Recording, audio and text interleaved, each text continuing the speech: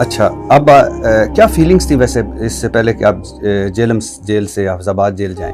क्या फीलिंग्स थी जब आपने ये सुना? एक तो आपने पढ़ा, अल्लाह को याद किया कि आप, लेकिन वैसे बहैसियत इंसान क्या फीलिंग्स थी? देखिए, आम इंसान हो ना तो वो एक पेसिमिस्टिक मोड में चला जाता है। मैं बड़ा ऑप्टिमिस्टिक बनता हूँ, इसीलिए तो मैं इतनी दिलेरी से करता हूँ। आप देखिए, हमारे हक में भी लोग वीडियो चढ़ा रहे होते हैं, साथ साथ डरा रहे होते हैं। डरने वाला बंदा ये काम नहीं कर सकता। लोगों को तो अब लगा ना कि मैं वनरेबल हूं। भाई, मैं तो 17 साल से इस किस्म की जिंदगी गुजार रहा हूं, और पिछले ऑलमोस्ट 8 साल से जब से मर्डर अटेम्प्ट हुआ तो मेरी जिंदगी तो एक घर तक और एकेडमी तक महदूद है। आगे पीछे जाना मेरा नहीं है। मैं तो ऑलरेडी एक सिक्योर जिंदगी इस एतबार से गुजार रहा हूं और एक मुश्किल जिंदगी गुजार रहा हूं। इसके बाद ज्यादा हाईलाइट होगी, तो ये डरपोक लोगों का काम ही नहीं है। अगर ये चीज सोच ली जाए ना तो फिर आप दावत का काम कर ही नहीं सकते इसमें। देखें, अल्टीमेटली जीत सच्चाई की होती है। जो लोग खुशियां मना रहे थे मेरी गली की मस्जिद में, जो चंद फुट के फासले में है, वो इंपोर्टेड जो डीएसपी था उसकी मौजूदगी में कत्ल की धमकियां दे रहा था एक मौलवी, आज वो लापता है। यानी वो इस काबिल भी नहीं कि कोर्ट के सामने पेश हो और उसकी कोई सुनवाई हो, वो लापता है। इस तरीके से बाकी जो लोग व्लॉग्स बना रहे थे सबके सब लोग लापता हैं, मिल ही नहीं रहे, छुप गए हैं। पहले तो कहते थे फंदे को चूमूंगा, अब वो गायब हुए। में वो किसने गायब किए या खुद गायब किए हमें तो नहीं पता। कई तो खुद भी गायब हुए। अभी 3 दिन पहले उनका एक राइट हैंड पकड़ा गया कराची से, तो वो भी सामने आ गया मंजर आम पे। तो जो कल तक हुर्मत रसूल पे जान कुर्बान करने के लिए तैयार थे वो सारे के सारे गायब हुए थे, और स्टाम्प पेपर लिख लिख के तो अपनी जमात से अलहदगी की अनाउंसमेंट कर रहे हैं। तो मैं तो अपनी कुर्सी पे बैठा हूँ अल्हम्दुलिल्लाह। अच्छा, आपने नाश्ता कर लिया? आपको 31 अगस्त को 31 अगस्त रोज इतवार सुबह फजर के बाद उसी दिन आपका लेक्चर होता है? अच्छा, तो उस दिन और मैं यहीं से गुजरा था, मैं एकेडमी देख रहा था। अच्छा, हाँ, यहीं से लेके गया था। अच्छा, आपने पूछा नहीं कि क्यों हफ्जाबाद मुझे क्यों ले जा रहे हैं? हाँ, मैंने उनसे पूछा तो उन्होंने कहा सिक्योरिटी इश्यूज की वजह से, क्योंकि 31 को शायद कोई मॉब यहाँ पे इकट्ठा हो और वो जेल को क्रॉस करे, तो आपको यहाँ से ले जाते हैं। यानी हम मॉब को तो रोक नहीं सकते। ये उन्होंने फ्रंट पे एक रीजन रखी थी। तो क्या फीलिंग्स? मैं सेटिस्फाई था। नहीं, एकेडमी को देखते हुए क्या फीलिंग? हाँ, मैं यानी एकेडमी से मैं गुजर रहा था और मैं वो जो पुलिस वाले लेके जा रहे थे, मैंने कहा ये वही पुलिस वाले जिनको इस एकेडमी में हम नाश्ता करवाते हैं, और आज इसी एकेडमी के सामने से मुझे हफ्जाबाद लेके जा रहे हैं। और ज़ाहिर है वो तो अपनी ड्यूटी पूरी कर रहे थे। उन लोगों ने, उनका बेचारों का तो कोई कसूर नहीं है, उनको तो जो ऊपर से ऑर्डर मिला वो भी कर रहे थे। आर्म्स वैगन में ले गए क्योंकि बख्तर बंद? नहीं, वो गाड़ी थी, सिक्योरिटी के साथ गाड़ियां भी मौजूद थी, पूरे प्रोटोकॉल के साथ लेके गए थे। सिक्योरिटी प्रोटोकॉल, मुझे नहीं प्रोटोकॉल दिया हुआ था, सिक्योरिटी प्रोटोकॉल था। अच्छा, तो फिर आप पहुंच गए हफ्जाबाद जेल? तकरीबन 3.5 घंटे में पहुंचे यहाँ से। वहां भी डेथ सेल? जी, वहां पे भी डेथ सेल। और लेकिन वो इससे बेहतर था। पाकिस्तान में सबसे लेटेस्ट जो जेल बनी हुई है ना, सबसे आखिर में जो बनने वाली, जो खुल चुकी है, वैसे तो अभी इस्लामाबाद वाली भी खुलने वाली है। अब तो हमारे पास जेल की भी सारी इंफॉर्मेशन है। हाँ, जेल की सारी लैंग्वेज, वो एक वखरा जहान है। वो भी आप मुझसे एंड पे डिस्कस कीजिएगा कि वहां की टर्म्स क्या है, मसलन क्या है कुछ। यानी वहां पे टर्म्स यूज होती हैं। नाश्ते के लिए आधी रोटी आपको मिलती है, उसे टोकन कहा जाता है। टोकन? अच्छा। आधी रोटी होती है, वो कटी हुई, सेमी सर्कुलर। अच्छा, इसी तरीके से वहां पर यानी अंग्रेजों के जमाने से लैंग्वेज चल रही है ना, सब अच्छा है बोला जाता है, ऑल इज ओके। जब सारी चक्कियां शाम के वक्त बंद कर दी जाती है ना, तो वो फिर जो वहां पर इंतजामिया का हेड होता है वो सारे अपने सबऑर्डिनेट से पूछता है कि सब अच्छा कर दिया है? वो कहता है हाँ जी, सब अच्छा हो गया। सब अच्छा हो गया मतलब यह है कि सारे लोगों को हमने चक्कियों में बंद कर दिया है और लॉक लगा दिया। फिर उन्होंने फजर के बाद उनको निकालना होता है और मुर्गियों की तरह गिनती पूरी करनी होती है। तो जो बेचारे फजर में उठने के आदी नहीं है, उनको वो फिर जबरदस्ती उठा के बाहर निकालते हैं, और वो बिल्कुल ठीक निकालते हैं कि अंदर कोई बंदा फौज शुदगान में भी शामिल हो सकता है, पता ही ना चले, बाद में पता चले। तो वो एक वखरा जहान है जी। और आप देखें कि जिस पोर्शन में मैं था उसे कहा जाता है सजाए मौत की चक्कियां। आप इमेजिन करें कि खाने वाला आपके लिए खाना लेके आए और वो अनाउंसमेंट कर रहा हो कि सजाए मौत वालों का खाना आ गया है, तो आप इमेजिन कर सकते हैं। तो मैं आपको बता रहा हूं कि ये हंसने वाली बात नहीं है, लेकिन मुझे यानी एक इस एतबार से हंसी आ रही है कि लोग बाहर बैठ के तो कहते हैं ना कि जी जेल की जिंदगी जो है वो हम गुजार लेंगे जी। बड़े बड़े लोगों ने दावे किए थे, लेकिन बहुत कम लोग हैं।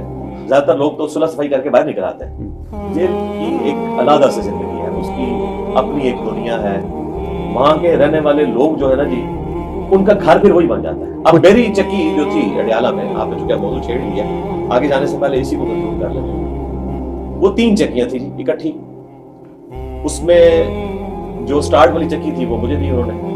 वैसे उस चक्की में जिसका साइज 10 बाई 12 होता है और उसके कॉर्नर पे 4 बाई 4 का एक वॉशरूम बना होता है जिसकी दीवार बमुश्किल 2 फुट होती है। यानी आपको बाकी चक्की के लोग देख लेते हैं जब आप वॉशरूम बैठ रहे हो। उस चक्की में जिसका साइज 10 बाई 12 होता है 2 लोग रखे जाते हैं। मुश्किल से सिर्फ वो लेटते हैं। रात को करवट भी कोई नहीं ले सकता, करवट ले तो दूसरे पे गिरता है। और चक्कियों में लड़ाई इस पे होती है कि इसका पांव मेरे ऊपर पड़ गया। मुझे बताएं 9 बंदे जब साथ साथ जुड़े हुए हैं और रात को आपको अगर रफ़ा हाजत के लिए उठना है तो कितने लोगों को फलांग के आप जाएंगे और उसमें जाहिर है पांव भी पड़ जाएगा और फिर उसके ऊपर लड़ाई झगड़ा भी होगा।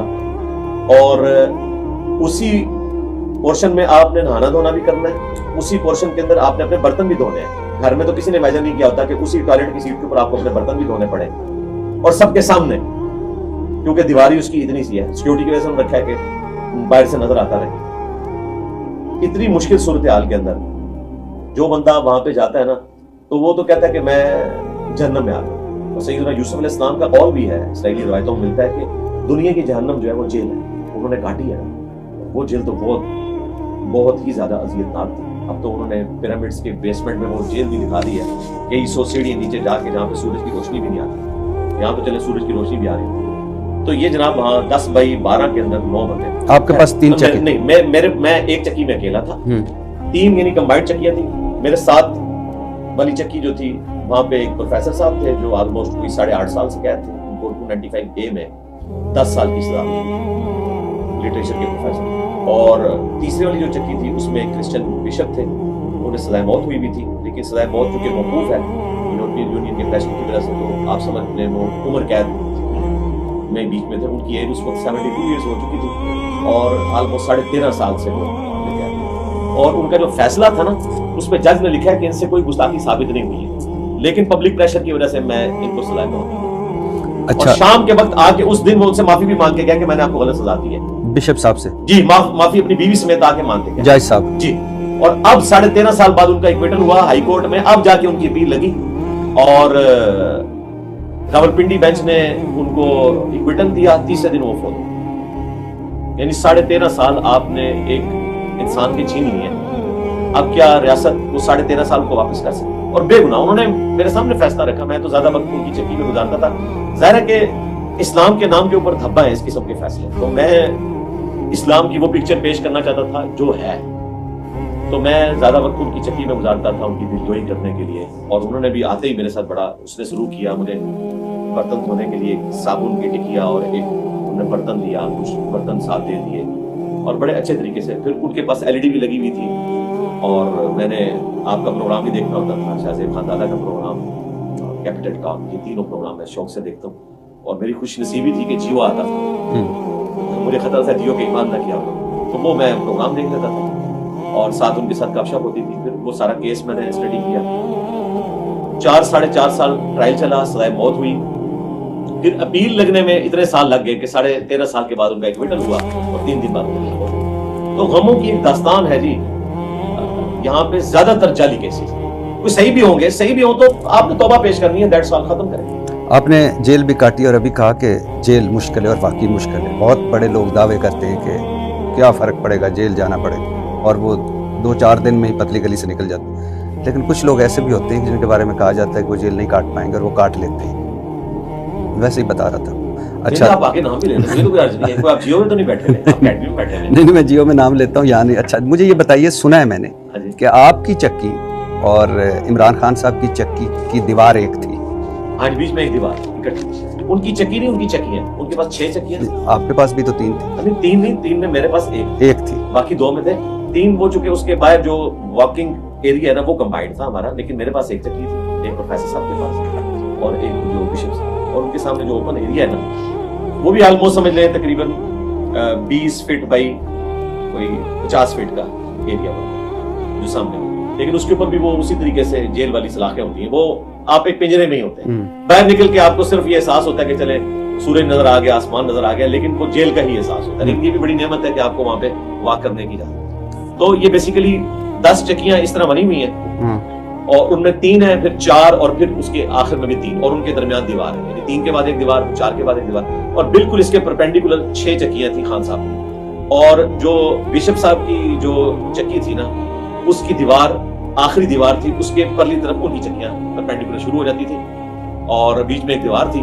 और बाई चांस जब खान साहब नाश्ता करने के लिए आते थे, हमें नजर तो नहीं आ रहे होते थे, तो वो उनका जो मुशक्कती है ना, वहीं पे वो उनके लिए नाश्ता तैयार कर रहा होता था। एग्जैक्टली 9 बजे वो आ जाते थे और 3 बजे आके वो शाम का खाना खाते थे। ये 2 टाइमिंग हमें पता थी, इसलिए कि वो जब अपने मुशक्कती से थोड़ी बहुत कोई गुफ्तगू करते थे तो उनकी आवाज की बेस भी है और वैसे बीच में एक दीवार है मुश्किल से 10-11 फुट की और ऊपर से ओपन है, तो आवाज कभी कभार 2-4 जुमले कान में पड़ते हैं। क्या 2-4 जुमले? मेरे नबी सा है ही कोई नहीं, तेरे बाबे थे शाही कोई नहीं, ये वो कहा करते थे।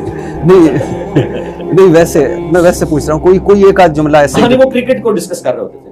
अच्छा, क्रिकेट को जाहिर है उन्होंने बाकी चीजें तो नहीं डिस्कस करनी थी ना, वो तो वरना अगर वो इस किस्म की कोई पॉलिटिक्स डिस्कस करते हैं तो जाहिर है कि वो फिर बात मुशक्कती से वो क्रिकेट के ऊपर डिस्कस। इसका मतलब है उनके यहाँ भी टीवी शिवी जो कहा जाता है कि बंद हो गया है, तो नहीं, टीवी उनके पास लगा हुआ है और अखबारें भी 2 लगी हुई हैं। वो इसलिए पता है कि वो ड्यूटीज चेंज होती रहती है ना। हाँ। कुछ अर्सा उनके पास जिस बंदे की ड्यूटी है वो इधर भी आ जाता है, तो कभी कभार कोई बात पता चल जाती है। बाकी जो पब्लिक में मशहूर है ना कि मुलाकात कोई किसी से कर सकता है, इस तरह कोई मुलाकात नहीं कर सकता। चाहे आपकी एक दीवार हो, उस दीवार आप समझ लें वो दीवार ऐसी दीवार है कि वो पुलिस रात है उसको क्रॉस करना, तो आप दूसरी तरफ नहीं जा सकते इस तरीके से।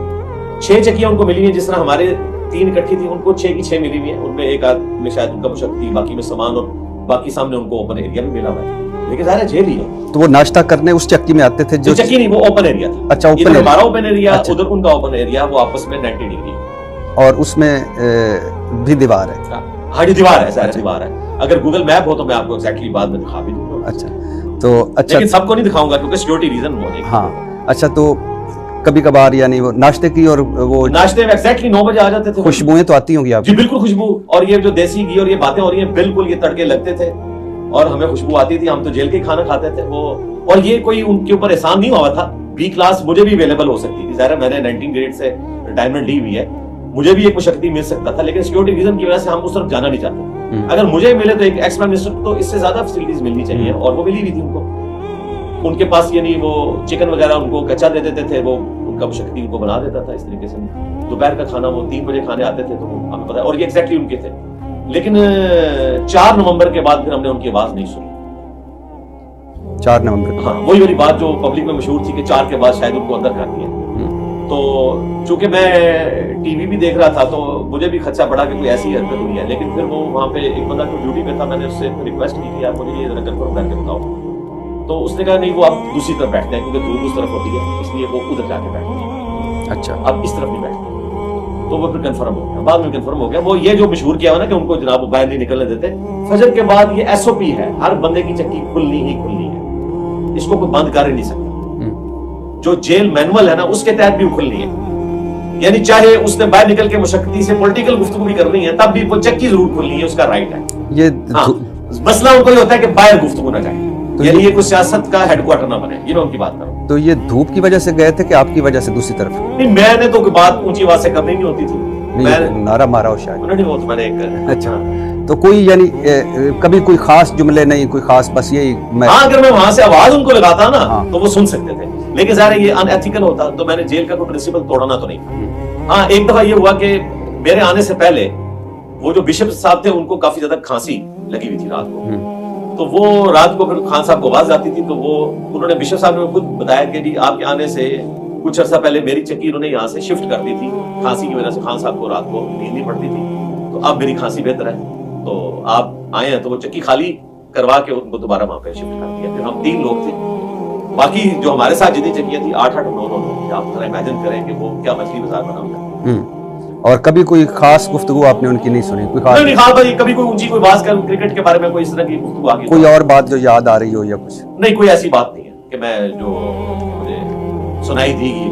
अब मैं खुद से अगर कोई स्टोरी बनाना चाहूँ तो वो बना सकता हूँ, लेकिन अल्लाह से खौफ आता है, बस मैंने इतनी बात। अच्छा, आप हाफिजाबाद जेल पहुंच गए। हाफिजाबाद जेल में कितने दिन रहे? वहां पर मैं 31 अगस्त को ले गए और ऑलमोस्ट कोई जोर के करीब मैं वहां पे पहुंच गया था, जोर से पहले ही। उसके बाद 11 सितंबर 9/11 हमारे साथ भी हुआ ना, 9/11 को मैं फिर वहां से निकला हूं, और 9/11 को जेलम लेके आए और यहाँ कोर्ट में पेश करके मेरी कस्टडी जबरदस्ती वाले कर दी NCCIA के।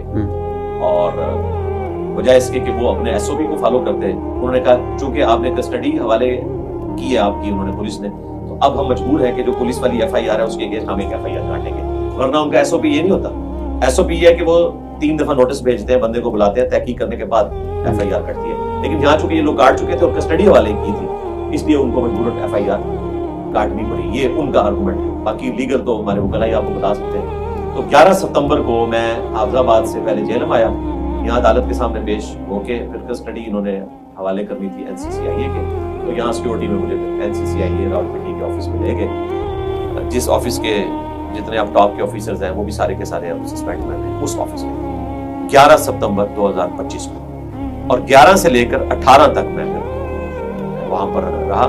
11 को तो ज़ाहिर कोर्ट के सामने उन्होंने पेश नहीं किया, 24 घंटे के अंदर पेश करना होता है, तो उन्होंने 12 को फिर कोर्ट के आगे पेश किया और रिमांड ले लिया, 19 तक का लिया, 7 दिनों। हाँ, लेकिन सिक्योरिटी रीजन की वजह से एक दिन पहले उन्होंने रिमांड खत्म करके मुझे अडयाला शिफ्ट कर। अच्छा सर, मैंने सुना है कि आप पर 295C का जो पर्चा कटवाने वाला मुद्दई है, ये वही शख्स है जो ना सिर्फ आप पर पहले भी FIR कटवा चुका है, ना सिर्फ आपके वालिद पर 324 की FIR कटवा चुका है, बल्कि ये वही शख्स है जिसके पीर ने आपके सर की कीमत भी 5 लाख मुकर्रर की थी। तो किसी को नहीं पता था कि ये पहले भी ये अटेम्प्ट हो चुकी है और ये अटेम्प्ट झूठी भी हो सकती है, ये महज इल्ज़ाम भी हो सकता है, इस हवाले से कोई तहकीक नहीं? सबको पता है, सबको पता है। फिर क्या आपको पता है कि ऐसे लोग रियासत के लिए बाज़ औक़ात एसेट साबित होते हैं, इसलिए इधर उधर आते हैं। तो इसका मतलब है कि अगर इस बार भी यही पर्चा कटवाने वाला है तो इसका मतलब है कि रियासत पीछे थी। रियासत ज़ाहिर है जब ऐसे लोगों को खुली छुट्टी देगी तो हमें तो यही वसवसे आएंगे कि वो इनके पीछे, ये हमें कन्फ्यूज करने में कोई आदमी होनी चाहिए। उस वक्त भी मैंने वीडियो बनाई थी, आप देखें, चीफ जस्टिस के सर की कीमत रखने के ऊपर एक बंदे को आपने 35 साल की सजा सुनाई है। इससे पहले तो मेरे सर की कीमत रखी हुई थी 5 लाख। 5 लाख हमने उसके ऊपर FIR भी कटवाई थी, लेकिन कुछ भी नहीं हुआ। तो इसका मतलब तो यही है कि कहीं ना कहीं उनको सपोर्ट हासिल होती है इस हवाले से। बाकी हमें परवाह कोई नहीं है, मैं रियासत को भी बता दूं और अगर उनके कोई पालतू हैं तो उनको भी बता दूं कि मुझे रत्ती बराबर कोई फर्क नहीं पड़ता। बिल्कुल मैं उसी पैशन के साथ अपने स्लोगन को लेके चलूं। मेरे नबी साहब है ही कोई नहीं, तेरे बाबे थे शाही कोई नहीं, और इनमें अगर उस बाबे को शामिल किया जाए जिसने मेरे सर की कीमत रखी थी तो दूसरे मिसरे को मानने के लिए भट्टी साहब भी तैयार होते कि हाँ इस किस्म के बाबे तो शाही को। हाँ नहीं, सर की कीमतें तो नहीं रखी। अच्छा, आपने अभी बताया कि एक दिन ही में पुलिस ने आपको NCCIA के हवाले कर दिया और मुकदमा भी, नई FIR भी, आप पर पीका भी लग गया। क्यों? बस ये तो अब NCCIA वालों को पूछना चाहिए। आप इतने मशहूर व मारूफ शख्सियत हैं, इतने आपके फॉलोअर्स हैं, आपके साथ आपको DC ऑफिस ले जाया जाता है, घर फोन किया जाता है, आपको बुलाया जाता है, DC ऑफिस ले जाया जाता है, DPO ऑफिस ले जाकर आपको एक पर्चे पे कहा जाता है अंदर, फिर वहाँ से जेलम, जेलम से फिर हाफिजाबाद, हाफिजाबाद से जेलम, जेलम से अडयाला, अडयाला से पुलिस से FIR। यानी आपने कहीं भी कोई रेजिस्ट नहीं किया? मैंने क्यों रेजिस्ट करना था? मैं तो अपने हक के लिए। जी मैं अपने रब के सामने अपनी फरियाद करता हूँ, प्लस हम कानूनन मामला को लेकर चलते हैं। तो हमने फिर कानूनन पहले दिन हमारे वकील साहब जो मुस्ताहिर यूबी साहब हैं वो वहाँ पे मेरे साथ मुलाकात के लिए पहुंच आए थे और हमने कानूनन इस मामले को लेकर चलना था, ना हमने कोई रोड ब्लॉक करनी थी, क्योंकि इन चीजों को मैं गलत समझता हूँ। देखें, जिन तंजीमों से मेरा शुरू से इख्तिलाफ है कि वो एक्स्ट्रा जुडिशियल तरीके से लोगों को तंग करते हैं, उन पे मुकदमात बनाते हैं और रियासत को तंग करते हैं, रोड्स ब्लॉक करके, धरने दे के। 2017 के आपको धरने पता है, खत्म नबूवत के नाम के ऊपर गालियां निकाली गई सल्लल्लाहु अलैहि वसल्लम से, और उस वक्त हमारी रियासत उनके पीछे थी। और आज रियासत जो है आज भी उनके पीछे है, लेकिन अब दूसरे वाली पीछे है। पहले पुष्पनाई पे थी, अब वो आगे आगे भाग रहे हैं और रियासत पीछे पीछे जा रही है। वो अडयाला से बेल लेके निकलते हैं तो डाला खड़ा होता है, दोबारा अगले मुकदमे में अंदर चले जाते हैं। तो रियासत को देखना चाहिए कि आप इस किस्म की हरकतें ना करें कि आपको अपने गुनाह धोने के लिए फिर इतनी ज्यादा एफर्ट बाद में पुट करनी पड़े कि पुलिस वालों को शहादतें देनी पड़े। और आम लोग तो वैसे ही शहादतें दे रहे हैं, इतने अरसे से दे रहे हैं, तकलीफ काट रहे हैं, लेकिन रियासती इदारों को तो देखना चाहिए कि ये लोग हमारे कांटे फिट हों। तो हमने कानूनी रास्ता इख्तियार किया और कोई और तरीके को, चूंकि मैं गलत समझता हूँ, इसलिए मैंने अपने लोगों को सख्ती से मना किया था कि आपने कोई ऐसा काम उस पे मैं बाद में आता हूँ। लेकिन मैं हैरान इस बात पे भी हूँ कि आप जब FIA की तहवील में थे तब 2.5 हफ्तों के बाद पहली दफा अगर मैं गलत नहीं हूँ तो आपके वालिद आपसे मिले। हाँ जी, वो अडयाला में मिले थे। अडयाला में, यानी 2.5 हफ्तों के बाद मुलाकात। तो फैमिली भी नहीं मिल पा रही, और क्या मतलब क्या है? हवालात में तो मिल सकती थी फैमिली, मैंने खुद ही मना किया। अच्छा, खुद हाँ, मना? मेरे अपने टीम मेंबर्स तो मिले थे मुझसे आके, अच्छा। और वकील साहब भी मिले थे। फैमिली को मैंने मना किया था कि आपने यहाँ नहीं आना। मैं नहीं चाहता था कि वो इस माहौल को ऑब्जर्व करें और पूरी जिंदगी के लिए उनके दिमाग के ऊपर एक चीज नक्श हो जाए। और ये अडयाला में भी जो मेरे वालिद साहब या मेरे बेटे मिलने के लिए आए, तो ये मेरे मना करने के बावजूद मिलने के लिए आए। मुझे एक दिन पहले सुप्रीटेंडेंट साहब ने बताया था इस तरह मिलना चाहते हैं, तो वो मैंने कहा जी उनको मना कर दें। और एक दिन बाद उन्होंने मुझे बुला के मुलाकात करवा दी। मैंने कहा मैंने तो मना किया था। उन्होंने कहा नहीं जी, मुलाकात